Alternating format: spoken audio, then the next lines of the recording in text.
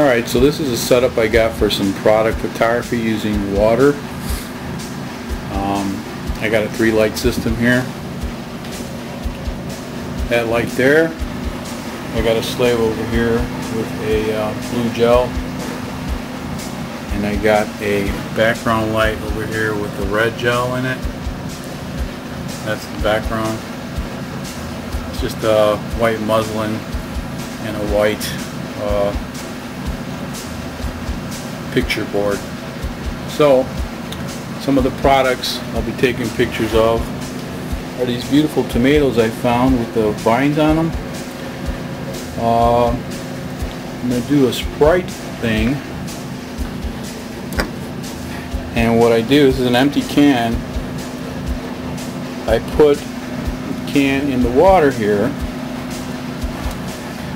and what happens is when I get ready to take my shot, I tilt it up and the bubble comes out, and that's how I get the bubbles in that shot. You could also move the tomatoes around back and forth and get a nice wavy water thing. This is a 10-gallon tank. I have my tripod set over here. There is a couple of markers that I have so that I can easily position back the tripod if I lose place. So I use some duct tape on the floor. There's duct tape to mark where this fill light's going to be. Some other products I could use are some chain. Just dump it in there really slow. And kind of move it around. But the most important part of these pictures is the angle of the tripod.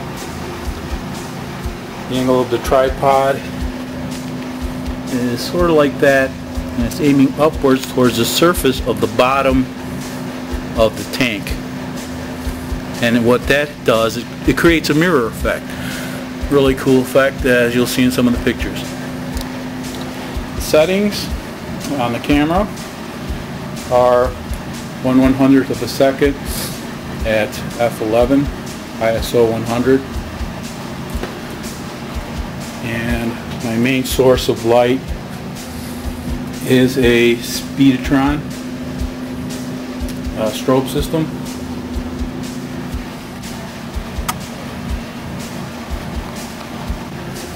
I think as time permits I'll probably spray some water in there.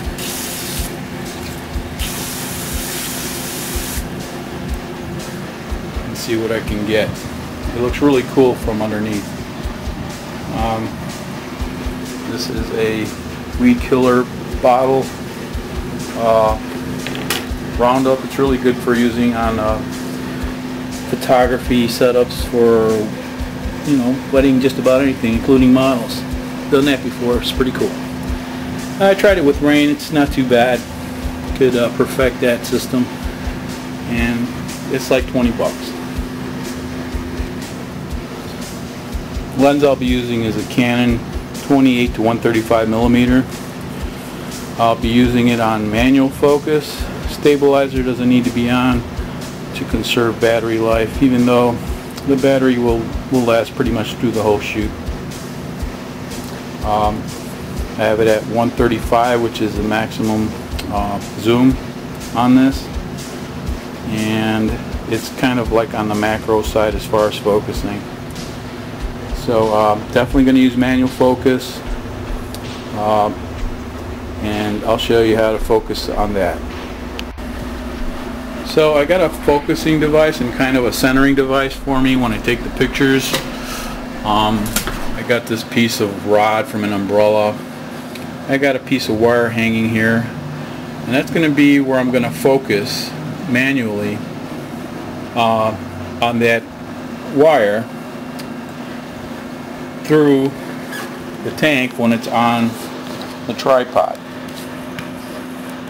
Once I have my focus on the wire, what I'm going to do is take my objects and slowly place them in that direction so that they'll be focused.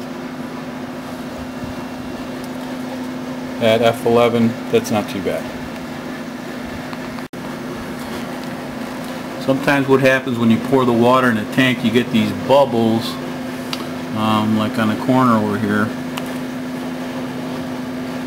What you got to do is take a sponge or something and slowly take those bubbles off, otherwise they'll show up in the picture.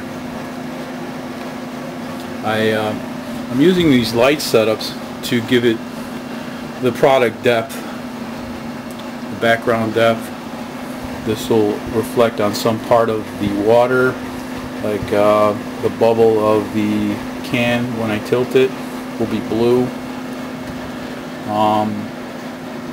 and this will give some of the product the nice little white that you see on there. And that's about it. The best thing to use for that is a squeegee. I got an actual handle for this, but it's kind of cheap. It would have been nice to have an actual tank squeegee that they sell for the fish tanks. Also, I'm protecting my gear with some plastic there. Even though I'm not dropping the product in, I'm just moving them up and down in the water.